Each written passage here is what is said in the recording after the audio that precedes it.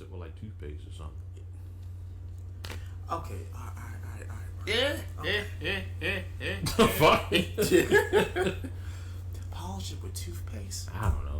But when they intercept the silver being, it can't communicate with them. Damn VR troopers stealing our Morphex. Look, we had the chance to make you Canada Power Rangers years ago and we botched it. Nobody cares anymore. God damn. Hijack, and he runs off when he fails to retrieve the device he was charging. By the way, this suit is from Metal Heroes, another tokusatsu series in Japan. Sheriff Skyfire from last season was also a Metal Hero. I didn't mention him because his appearance was in a terrible filler episode. Ryjack heads to the dimension Evox is based out of to ask for help in stealing the Ranger weapons. They accept in exchange for Morphex and destroying the Rangers, and he shows off one of his nifty trinkets, a device that can reanimate dead material into a robotic servant. In this case, restoring Vargoyle to life. Also, Ryjack is from Space Australia. Grey Evox, I'm humbled to make your acquaintance. They call me Ryjack. So, it's like Australia. In space. The Rangers capture the Silver Warrior when he breaks into the vault to retrieve the device he left behind, but soon encounter the real Ryjack, who decides to resurrect some old friends. Oh look! We at Hasbro would like to remind you all that we're selling toys of these now in the Lightning Collection. Yeah, Ryjax uses putties and Vivax as his personal minions for his remaining appearances, reasoning how they fought the Rangers for years. Apparently forgetting the part where they also got their asses kicked by Rangers for years. Yeah. Robbie and Zoe get infected with some kind of alien virus, and with no other choice on how to help them, they talk to the Silver Being, finally giving him the device, which recharges him and allows him to use a translator to speak. He says he's Captain Chaku from the G5 Galaxy Police Force hunting for Ryjack. He's able to heal the two Rangers, and in the ensuing fight, Vargoyle is destroyed. Again. In the next episode, we learn Chaku has a daughter that he'd love to go home. To go back and address something real quick, I'm not gonna make this long. The fight between the Red Ranger and Gorjak, whatever the fuck his name is, was stupid. You know, I don't know who I am, but I know what I am, a Power Ranger. That was the...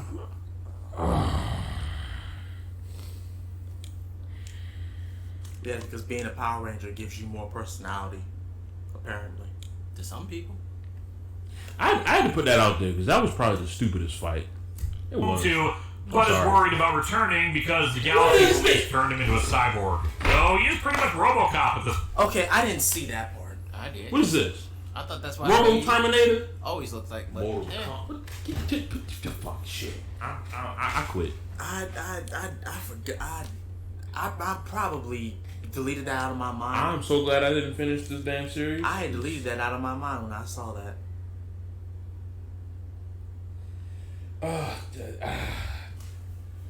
By the way, Space Sheriff Gotham was a badass in the Tokusatsu series. So this Jaku 5. Yeah, Jesus. Point. I serve the greater good now. Evox is pretty happy to use Ryjack for his own purposes, planning to steal his collection of weapons once he's destroyed. Scrozzle steals his reanimation device when he's separated from it as the Rangers destroy Ryjack with their Zords. Chaku was invited to stay even after Ryjack was defeated, so he readies himself for the position. You don't seem too excited about joining us, Chaku. I'm pleased to serve the greater good. Using the technology that gave the Rangers their powers, they're able to restore Chaku back to being fully human. With Ryjack destroyed, both the Rangers and Evox's forces begin searching for Ryjack's ship in Finders Keepers. Zoe locates it, but it seems he was the paranoid sort, so when she tries to enter the ship, it self-destructs. Terminator, Blaze, and Roxy are sent in with a reanimation device to try to retrieve any relics they can from the ship and restore any warriors that they belong to. And indeed, they find the sword of Snide from Dino Charge, restoring him. However, it seems someone else decided to start going through the wreckage. Zoe, not recognizing them, finds one of the compliance collars Ryjack used and tosses it at them. Are you Keeper? That is correct. I came to retrieve the relics that Ryjack stole. Oh, great. Now the space... Good lord, it looked even worse. I thought it was at first it was a puppet in the regular series. Now it's just CG. Oh, that looked worse. You think? I'm sorry. I can't. This is why I I stopped don't mean to watching. get vulgar, but that looked like some like butthole talking. This is why I stopped watching This is Power my Rangers. butthole. This is my way. I'm not even gonna address that. This is why I stopped following Power Rangers. This is why. The bullshit, the lazy bullshit. I can't take this shit. Oh hush. It is too hot here. I'm sorry. Yeah. Time continuum in your reality is going to start circling the drain any second now. Keeper gets taken by some Vivacs, and who should show up to help through a dimensional portal?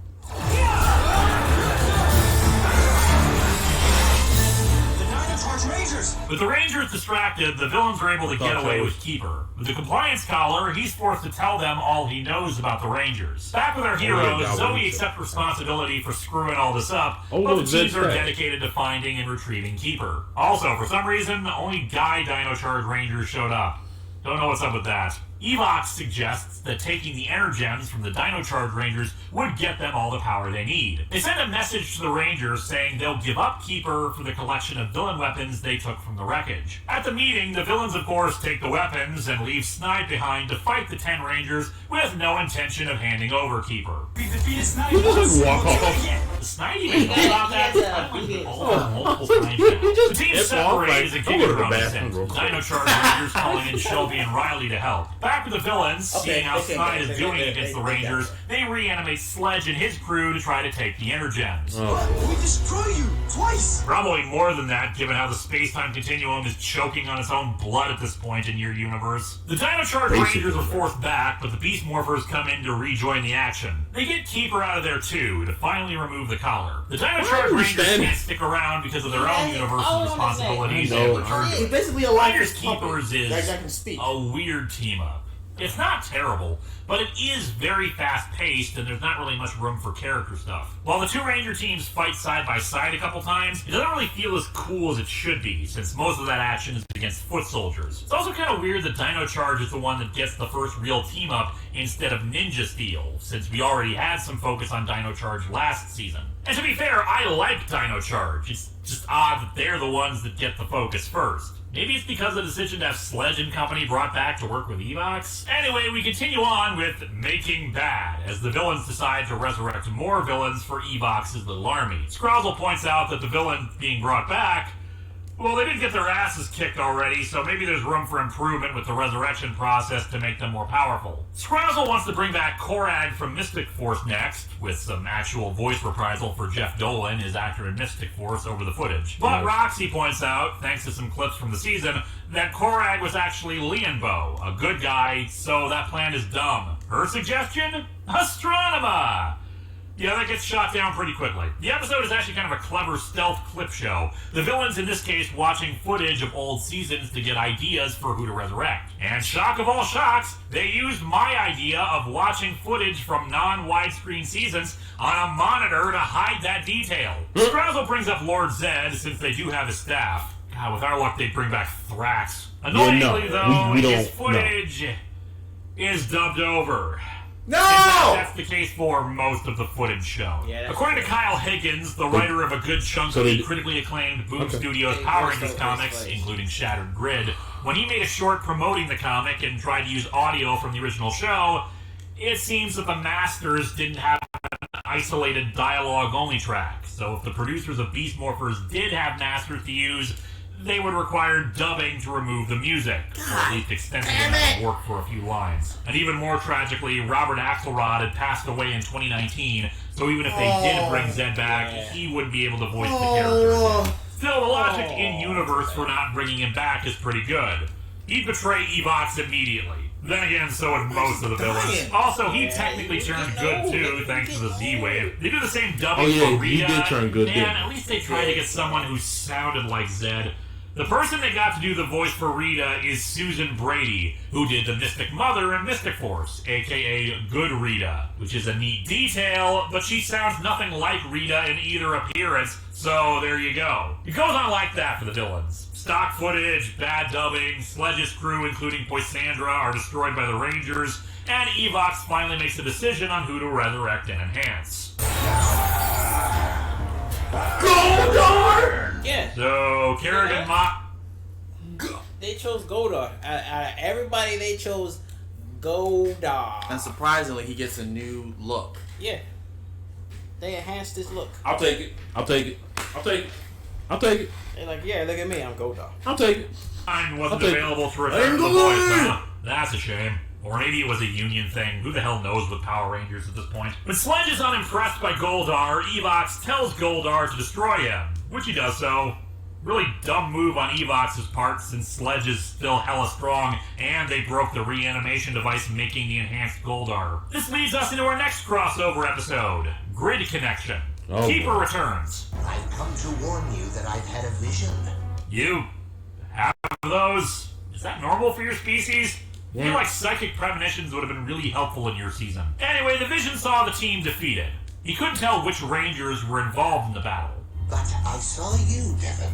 You were hit by a meteor. Nothing more disappointing than discovering that you meet your ultimate end because of a rock. I'm looking at Devin that is same face skeptical of the right now. Vision and heads off to participate in a video game tournament, but he and Cruz get lost on the way. And then a meteor hits Devin. Score one for E.T. Wait. Back at HQ, they receive... Wait. Why does Cruz look like a moped? Probably because they got blown in half or something. I don't know. That was... Second form? What's happening right It now? was a motorcycle.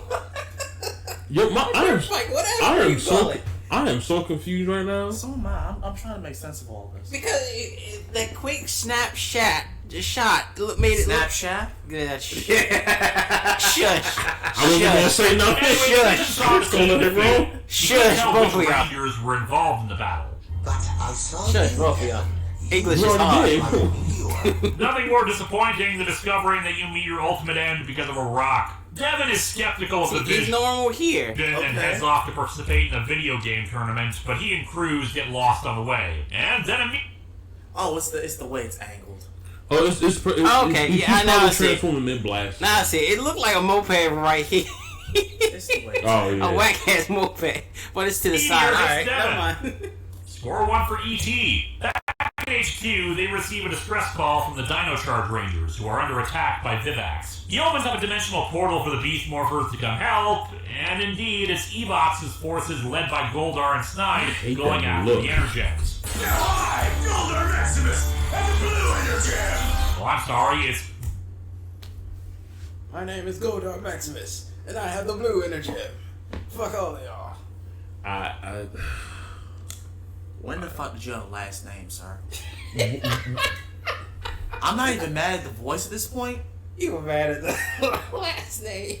What? Wait, what was his last name? Maximus? Yeah, Maximus. My name is Goldar Maximus. That is such a cheat.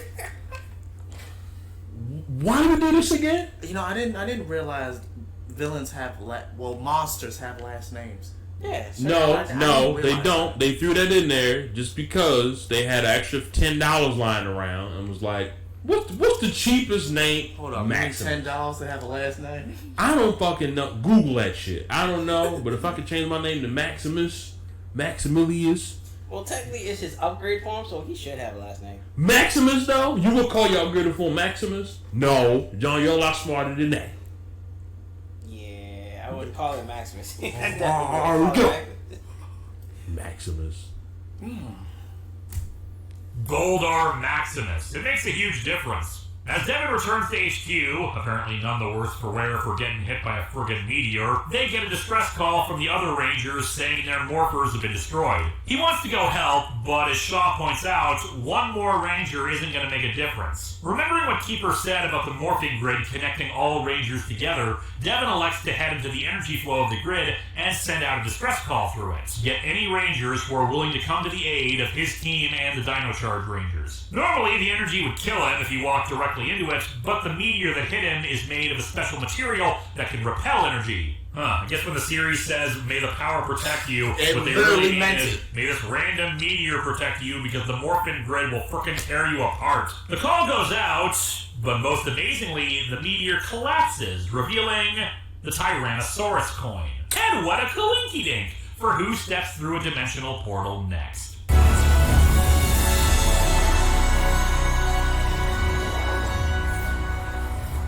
Yep, Jason is back yet again. Oh, yeah. And and I guess we just kind of forgot that he had his powers again in Forever Red. Or maybe they got busted again. It's been a few years after all. Back on the Dino Charge Earth, the villains are trying to create dinosaur Zords based off of information Keeper gave them under mind control. Jason and Devin arrive to help the others. Only Riley and Shelby still having their powers and remaining morphed because...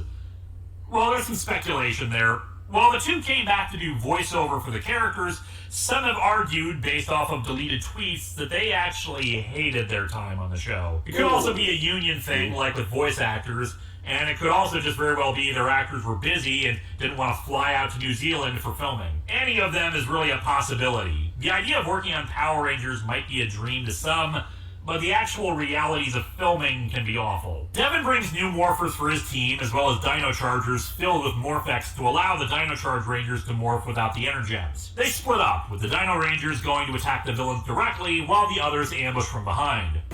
So you're Goldar Maximus, huh? I hope you're a lot tougher than the last one we defeated. I mean, technically you guys never defeated him. He was turned to dust by the Z-Wave. Goldar thinks they'll be fine since he has an army on his side. Yeah, you know what? Mighty Morphin, I'm sorry. Y'all never won. Nah. Damn. They never won. They won the battle, but they never won the war. If they won the war, the enemy would have been destroyed. Right. But they kept getting their Zords and Power Coins destroyed. And they got new Zords and Power Coins. And then they went to space. Yeah. Damn. They never really won. No, they never defeated Zed or Rita. They never defeated or the Skull Guy. You know what, Zed? No Rita, wonder I never gave y'all credit, but damn. No wonder why they had time to fuck in space. Yeah. Yeah, they had time to go on honeymoons and family vacations. They had time to fuck up with the those from what was it, Turbo Ranger or Zeo Rangers? Yeah. Those bad guys. They had time to fuck with them. There was a whole episode about that shit. Yeah. They got Zed and Rita. They fucking bounced actually. Once the machine army was getting ready to roll through. Yeah. They fucking bounced. They're like, fuck this world. We got better things to do. We got to make kids, and they did. Well, they have one. They had one messed up kid that somehow survived the Z-Wave, and then they were in the movie Turbo Ranger, Power Ranger Turbo. In that movie, they had a cameo, and they was. I was getting ready to say they didn't even do shit. They was literally in their bed sleep. Yeah, like don't call us, we'll call you. Amazing, simply amazing.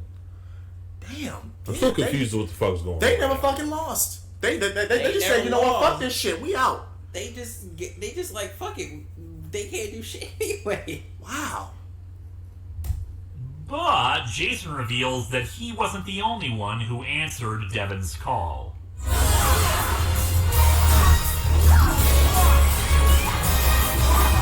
And I guess we'll just pretend the other Mighty Morphin Rangers have Master Morphers or something. Rangers forever. Defend us together. Cow explosion. I think this is the first time since Overdrive we've had multicolored explosions behind the team-up. Even Dimensions in Danger only had a regular explosion. And this only is happening because it's Sentai footage. While an awesome fight scene ensues there that results in Snide destroyed, the Beast Morphers run into Evox and Scrozzle as they complete their Zord, referring to it as the Chimera Zord. Goldar gets destroyed by a big-ass gun combined from the three dinosaur teams' individual weapons. However, the Chimera Zord is launched, and it's whatever the hell this thing is. Man, I thought Serpentera was bad, but that sword has 6 heads!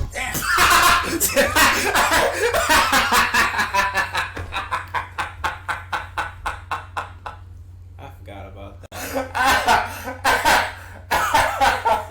I downplugged forgot about that part. I'm not going to say anything. That shit was funny. I'm going to answer an email I just got over here. We're going to we're gonna do that. We're not gonna say nothing. We're gonna answer this email real quick. Right? I can't breathe. That's right. Not out of pain, but out of sheer laughter. That's right. I can't breathe. I'm gonna go ahead and just answer this email real quick. Oh my. That's right. That's absolutely right. I'm sorry. I had to do that again. I'm sorry. That's right. Holy shit! To it as the Chimera Zord. Goldar gets destroyed by a big-ass gun combined from the 3 dinosaur teams' individual weapons. However, the Chimera Zord is launched, and it's whatever the hell this thing is. Man, I thought Serpentera was bad, but that Zord has 6 heads! Damn. We're in a tight spot. The 3 teams summon their Megazords. Again, not sure how the original Megazord is here, but hey, Tommy fixed the Falcon Zord last season. Then again, that Zord was technically never destroyed, it's just the power coins were. And I suppose that if the Zords were tied to the power coins, then the original Megazord could come back too. Devin summons the Beast X King Zord, and it's able to combine with the Dino Charge Megazord. So all the teams present are able to blast the Chimera Zord to hell. Everyone says their farewells. Today, tomorrow, or decades from now, there will always be Rangers like you. Grid Connection is another odd duck, to be sure. It's basically part 2 of Finders Keepers, even though Making Bad is also in between them, and yet it brings in characters completely unrelated to the Dino Charge team-up. And this is one of those cases where it's Sentai influencing things because of the footage they had. See, one of the problems with adapting seasons out of order is that if you want to use Sentai footage for the team-ups, you're limited by what teams they did go to. Go Busters came before Kyoryuger, the Sentai Dino Charge is based on, so footage here is from their team-up. Now, take what I say here with a grain of salt, since, like a lot of Sentai information, this comes secondhand, but apparently Go Busters was not successful in Japan. So they got kind of shoved aside in their team-up with Kyoryuger, making it more a Dino Sentai reunion with Jew Ranger and Ava Ranger instead. And hey, this stuff's expensive, so I'm not surprised they decided to adapt a team-up where they could at least fit in plenty more Sentai footage while still trying to make it special, especially with bringing back Austin St. John as Jason. And in a lot of cases, some actors don't want to come back, or there would be no reason to bring them back for what is little more than a cameo. We saw with the legendary battle how hollow and expensive it was for a bunch of actors brought around who didn't do anything. Of course, as I've said, the best team-ups are the ones that advance the characters of the previous team or have some resolution on old matters, so this team-up is just okay and fun. I suppose you could argue it's a final battle between Goldar and Jason, like they had a few times in the original Mighty Morphin, but they don't really have some big personal one-on-one fight between them or anything. But yeah, the poor Beast Morpher team barely gets to About the whole thing with the mayor, I will never, ever let that go. I am Goldar Maximus. So you gotta say it like Goldar's old. I am Goldar Maximus. I am Goldar Maximus. Yeah, there you go. You will feel my wrath. There you go. I'm back here. I'm gonna just shut up. I will never, ever forget that shit. Like, as if he's trying to be an upper class, monster. I'm Goldar Maximus. I'm important. Do anything with the others, which is pretty disappointing. Here's what I've realized about There's a the clone now! Beast Morphers, though. Especially with the increasing amount of references to past teams, old villains, fun team-ups and cameos, and guest stars of past Rangers. It's Megaforce calling a do-over. The Morphin Grid is a prominent part of the series as opposed to never being mentioned at all. Cameos from across the franchise and referencing specific events from old shows. Being willing to show footage of the old seasons and be clever about how it's utilized. Fan service shots and characters being just as excited as the audience about seeing this fan service, like the vault full of Ranger tech. The Mighty Morphin team is given special reverence even if it's not explicitly called out for it. And even this team-up features representatives from every era of the show. Saban, Disney, Neo Saban, and Hasbro. We're not even done with those references after this. And this wasn't the big anniversary year either. Beast Morpher's second season, where all this happens, was the 27th anniversary. Not a big, round, important number like 25th or 30th or something, but they cram a lot in.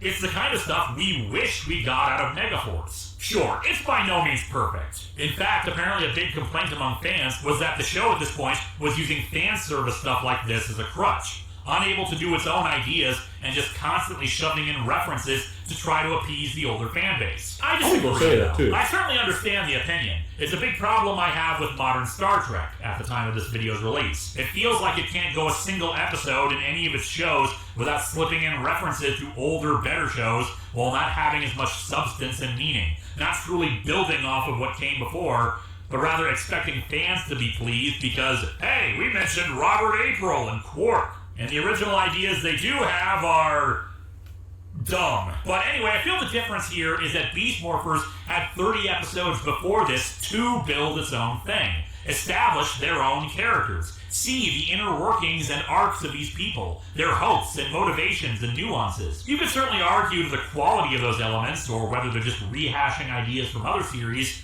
but they were still doing their own thing before we got a lot of references in the final part of the show, and 90% of the first 3 quarters didn't have continuity porn. Hell, the first episode's mentioning of past villains just makes sense and acknowledges villains have a habit of trying to steal this stuff, and we're trying not to have goldfish memory about it. Setting up.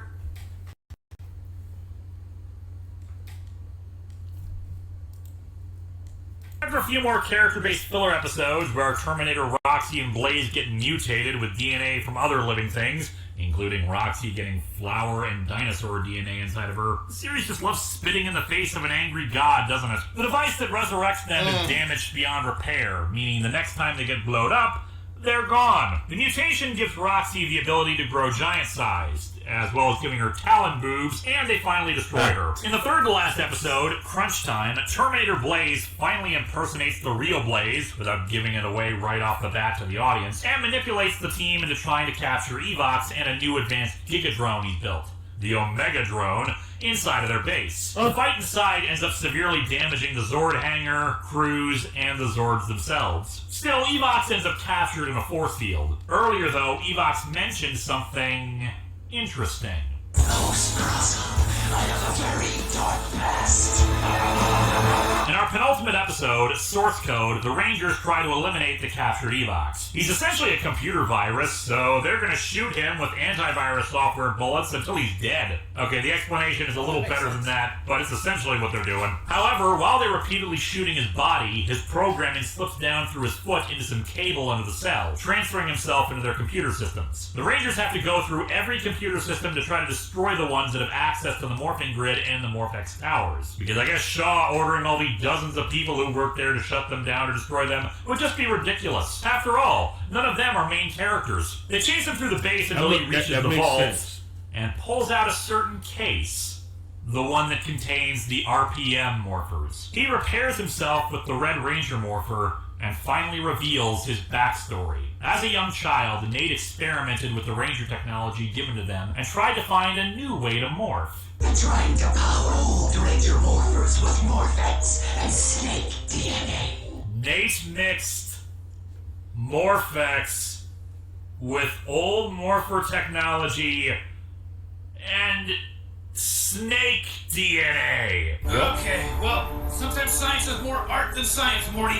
A lot of people don't get that. Like, I can't be too mad because he was a child, but like, please, walk me through the steps here, Nate. Walk me through why this made sense to you. But yeah, Nate's experiments worked briefly on one of the RPM morphers. The snake DNA becoming part of its program. I don't know how that works for a program, but whatever. And whatever was in the red morpher... He really likes animals. Yeah. He really likes animals. Look, it's the same argument you can say with Did you just say no excuse? Yeah, he really just said no excuse. No excuse. It's the same excuse that Dr. K had, and all of the Zords resembling animals and having big old eyes. Big old eye.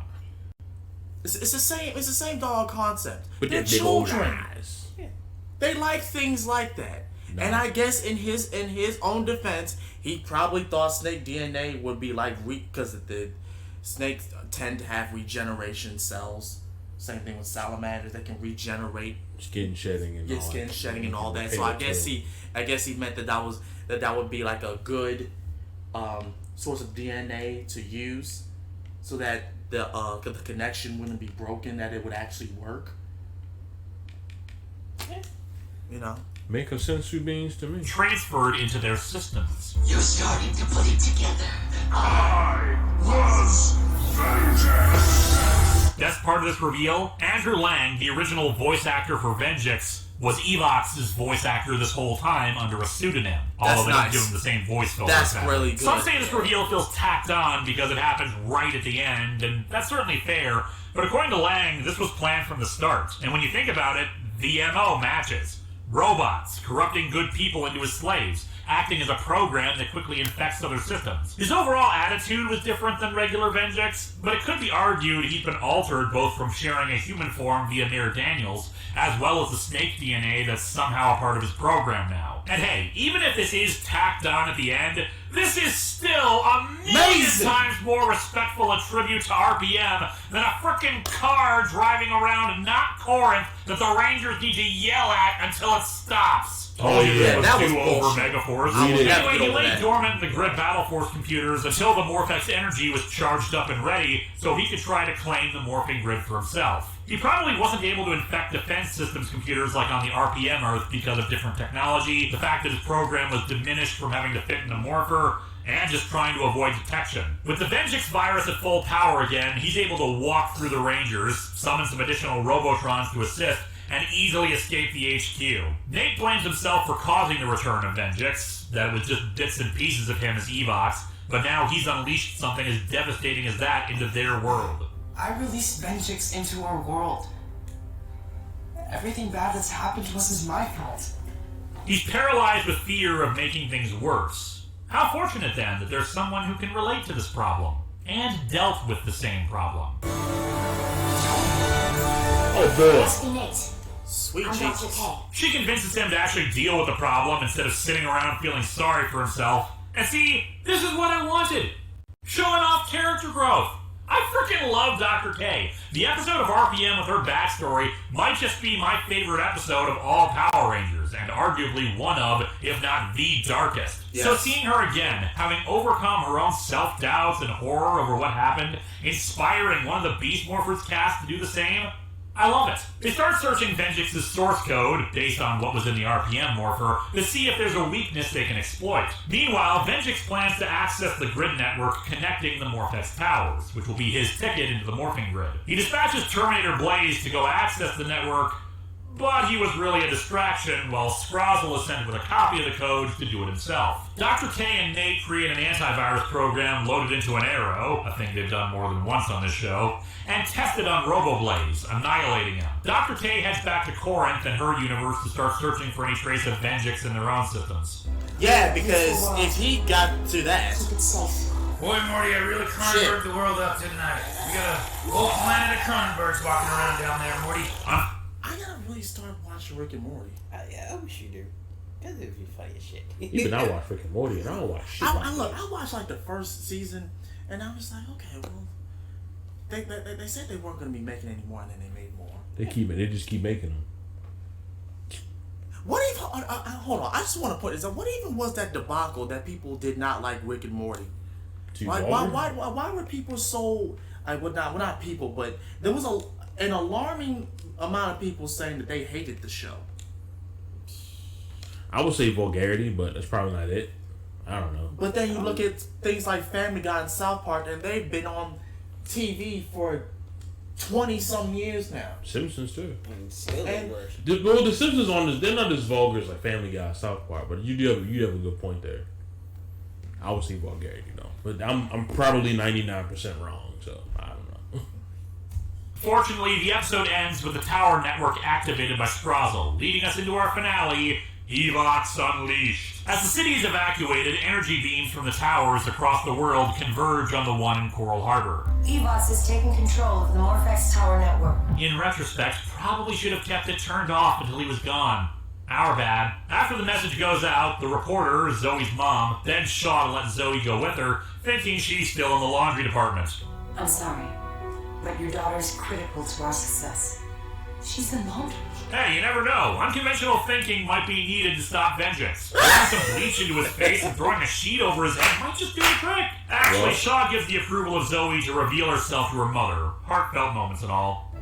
You're the girl who solves big problems. Oddly, they continually refer to him as Evox, even though the reveal still happened and he's speaking in the Venjix voice. Maybe to try to make the title still make sense? Now again, I'll bring up this argument again. Again. Being a parent, I can understand that. Oh, now you understand. You clean freaking clothes. They don't need you for shit. Get the hell out. But then That's a little rude. Now he understands. But I I just clean your clothes and I gotta get the fuck out? Now he Get an understands. extra pair of hands for a paintball. Amazing. Simply You amazing. bitch ass monkey. I gotta be a monkey, damn.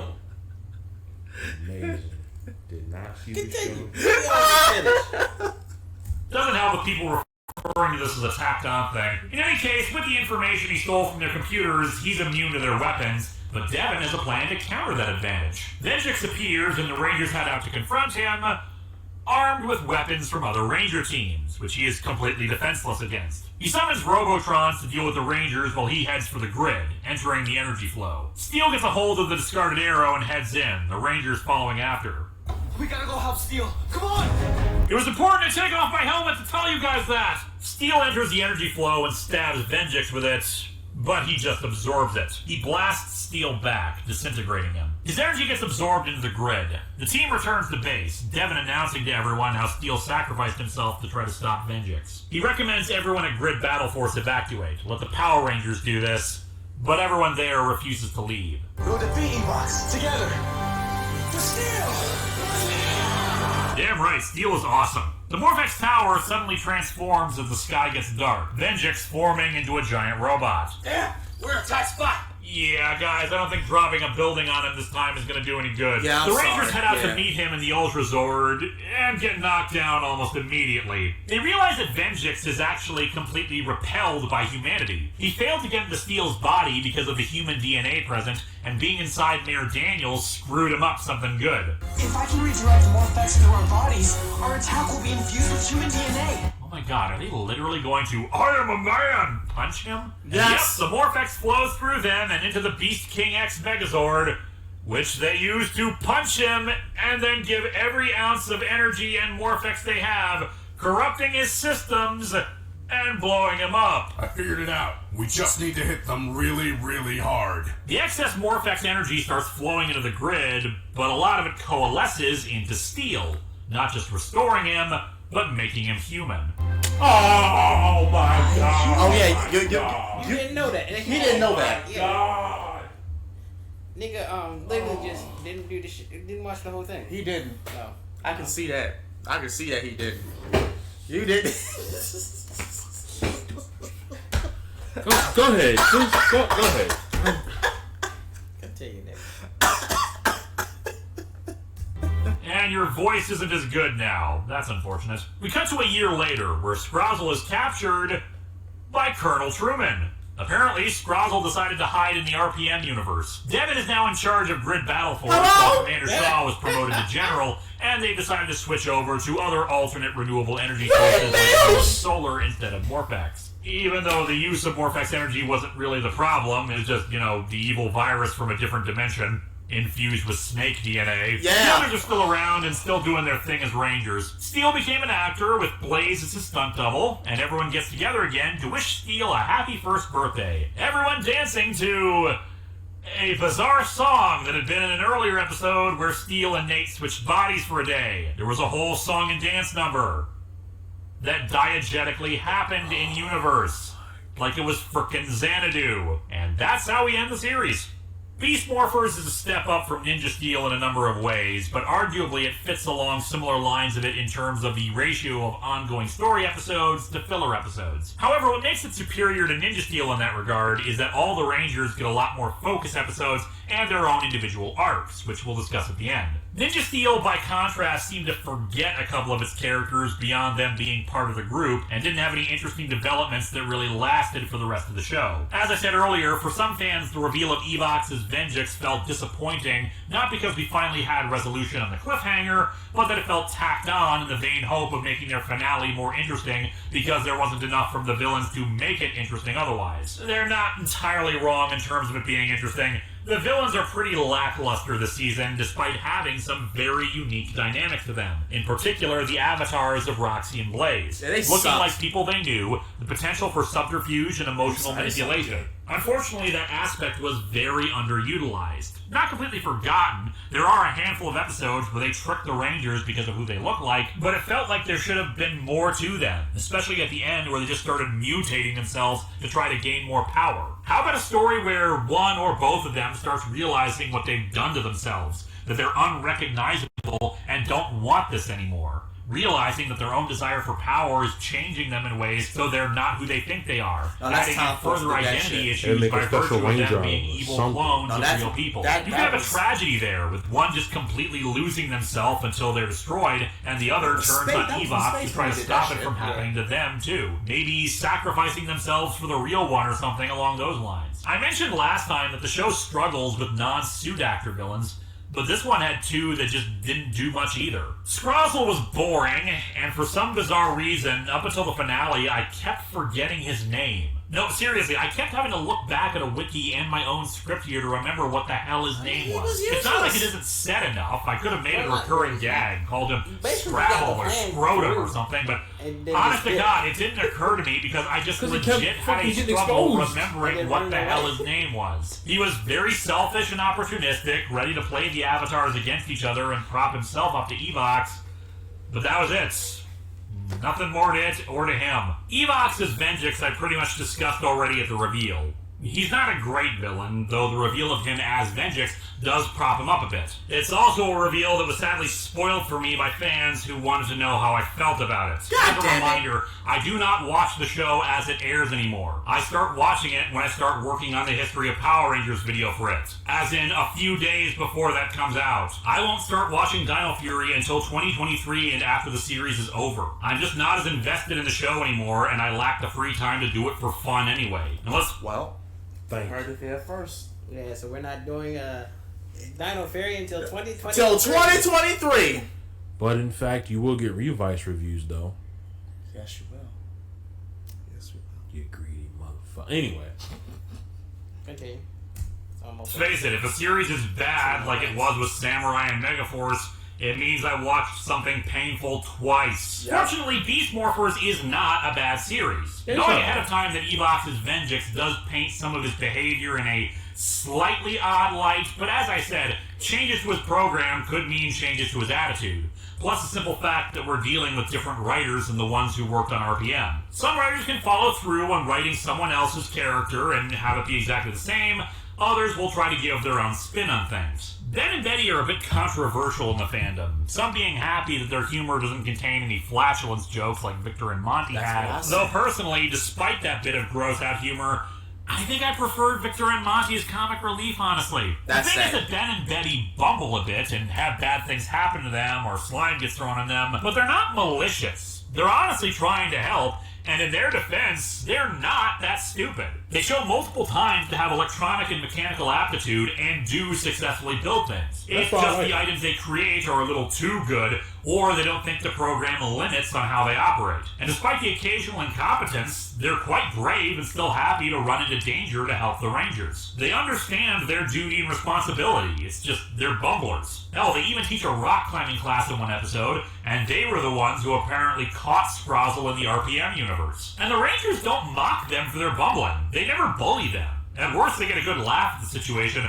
but only when Ben and Betty themselves seem okay with it. To the Rangers, the two are not the butt of the joke. They're in on it. Unless they're not, in which case the team shows concern. Although sometimes their bumbling is just bizarre, like when a frickin' 12-year-old half their size bullies them, even though they are, at the very minimum, teenagers themselves. But that's also what kind of works against them for comic relief. Victor and Monty were arrogant pricks so full of themselves that they seemed to expect God to come down and applaud their magnificence. And as such, it was fun to see them get taken down a peg. Ben and Betty, you often just feel bad for them because some of the stuff that happens to them isn't their fault.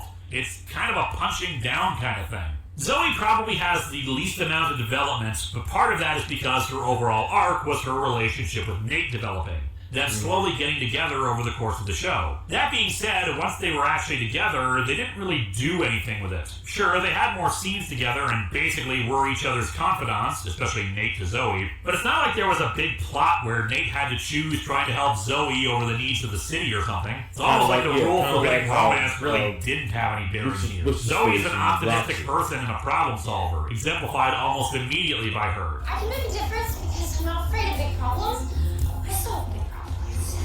She was also very environmentally conscious, with some focus there in End of the Road, where she comes up with a city bicycle sharing program to reduce traffic congestion instead of cutting down a park, and having previously worked at a marine center that she recommends to help sea life after a pollution spill. We never do learn why she was washed out of the academy.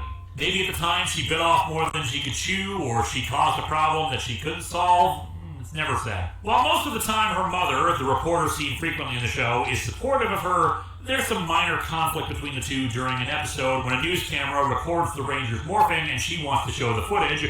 And like when this happened with Bulk and Skull, not watching it beforehand, that episode is full of journalistic issues. But Zoe has to convince her not to. Devin has character development, it's just it pretty much stops when it hits the second season, since his major storyline throughout season 1 was getting his dad's respect. Mayor Daniels was constantly pushing him throughout season 1 to get a job somewhere, make something of his life, take responsibility, seeing his video game playing and karate training as mindless hobbies. And of course, the funny thing is that despite it looking like Devin would be the immature one, caring more about video games than anything else, it's immediately clear in the second episode that he takes the job very seriously. In fact, the whole big video game player thing is mostly sidelined until season 2. After that, it's just concern about his dad when he learns his body is being controlled by Evox. The third to last episode has Blaze manipulating him by making him question his leadership skills, and it's pretty masterfully done, but on the other hand, it's the third to last episode. He's been leading the Rangers for a year or two now, and it seems like that's the sort of plot that should occur earlier on than right at the end. While there are certainly some parallels to be found with Dr. K, especially with the connection to Vengeance at the end, Nate is much more emotionally developed and mature than she was. It helps that while his childhood was abnormal because he spent so much time in the lab, it's not that he was denied his childhood. He had people who wanted what was best for him and weren't lying to him for the sake of building weapons. He had emotional love and support, and arguably Commander Shaw acted as something of a mother figure, even if it's Yeah, he's the complete opposite of Dr. K. Yeah. Although there was a point where they kind of shared the same similarities, but I was going to say military or government that he was under. They didn't lock him inside a chamber. Yeah. Like, I'm still not over that shit. The fact that that government in that world felt it was okay to lock a child in a chamber. And he also didn't have childhood friends that just appeared out of nowhere and became Rangers. Like with stale air and all that It's shit. only really evidence in the episode of Digital to well-being when he happened to be near a monster attack. But yeah, Nate's unusual childhood. His parents work overseas doing some kind of charity work or the like, traveling around a lot and not getting to see him very often. He developed a bit of a concern that his parents didn't love him, and you can see the panic on his face when they come to visit in season 2 and they inform him they can only stay for a day. But you just got here. You're going to leave me again. His desire to have a family got sated when Steel was created, finally granting him a brother, for the good and bad parts of it that entailed. He has a catchphrase of phenomenal, which just feels like the show teasing us because he never says more phenomenal, which you'd think this of all series he would. On the subject of his brother, Steel is egotistical but not arrogant, and it makes him very charming as he discusses how gorgeous and awesome he is. But despite that ego, he's endlessly positive about everything around him. The very experience of being alive is great for him, but his fondest wish is to be human. The opportunity, of course, comes when he and Nate switch bodies and leading to the song and dance sequence that a lot of people apparently love, but I have many issues with. But even that, the song is about how wonderful it is to be human. Also, he talks like either Duffman or Clive Sinclair, which is greatly amusing to me. I think his sacrifice, while still good, would have had more weight if it had come an episode or two earlier than the finale, giving the characters a chance to reflect on the fact that the one who loved life so much knew how important it was to protect it and give up his own for it, especially since a few times throughout the series he's been willing to sacrifice himself to save others. Ravi definitely gets the most development and the best arcs, tying in two related elements. The first, of course, being his motivation to restore Roxy. We don't see it frequently, but his desire to save her is what drives him forward. And in his focus episodes, we learn that he secretly likes to do art. in particular pencil sketches and watercolors. He's pretty good, but he keeps it a secret from the team for a while because of his mother. Commander Shaw doesn't have a lot of development, being mostly just the authority who will occasionally disagree with the course of action, but one characteristic that she talks about in Robbie's episodes is a dislike for distractions away from being Rangers, which is a bit odd since the Rangers still clearly have normal lives and whatnot away from the base. In particular, she finds painting to be a waste of time and a distraction. Robbie admits later that she expects him to follow in her footsteps, so he became a stickler for the rules, doing his art in secret lest she find out and force him to stop. When he finally confesses, he gets her to see the error of her ways because it's what makes him happy, and even joins him in painting once she becomes a general at the end. He's also got one of the worst episodes of the series, when Roxy thinks he's cheating on her because of a misunderstanding, and it's the standard petty ballcraft fighting, instead of just frickin' explaining the situation properly. And on the subject of Roxy, while she and Blaze basically get no development and not many appearances once they're restored,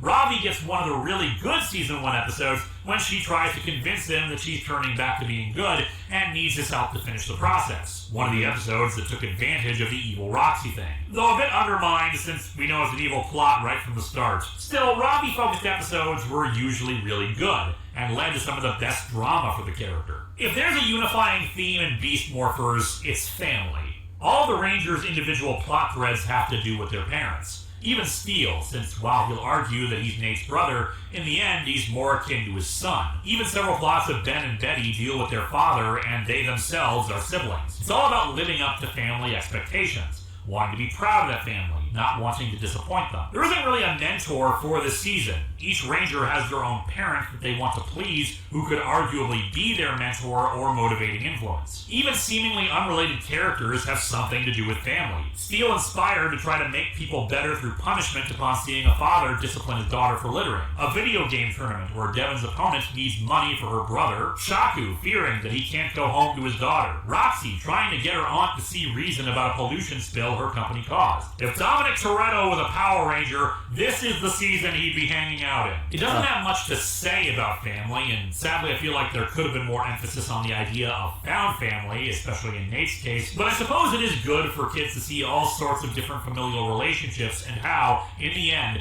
family can and should love them above all else. And that's really all there is to say about this season, in my opinion. When the history of Power Rangers returns, it will be with an evolution revolution in Power Rangers Dino Fury. You want to get an ending, like, ending quote or something? Wow, you're full of surprises. Actually, I'm full of wires. Well, this was a doozy. Yes, was. You were right. See? You were right. Jonathan. This is why John is Master's End. You were right. And now you owe John a cookie. Or two. I know, right? Or several. I don't know. But I don't know where to go with this. Now y'all can stop badgering us about this shit. Fine. I'm gonna get 2 parts, and I'm gonna go home. Yeah. However, before we go, we would like. Before we go, just wanted to give you guys a preview of what's happening next. And Joe, if you reach to your left, Joe, if you reach to your left, not yet, not that left. There you go. Keep going. We are going to be doing revised reviews upon Joe's request. I mean, they've already been requesting it. Really, I always thought it was going to be the rest of the comrades, but yeah, okay. we still haven't done that yet. We gotta continue that. We haven't, have we? Yeah. No, we haven't. Well, You're forgetful goobers. That's gonna be it for this one. Thank you guys so much for watching this. The Ryder Brothers. The power of love. Peace.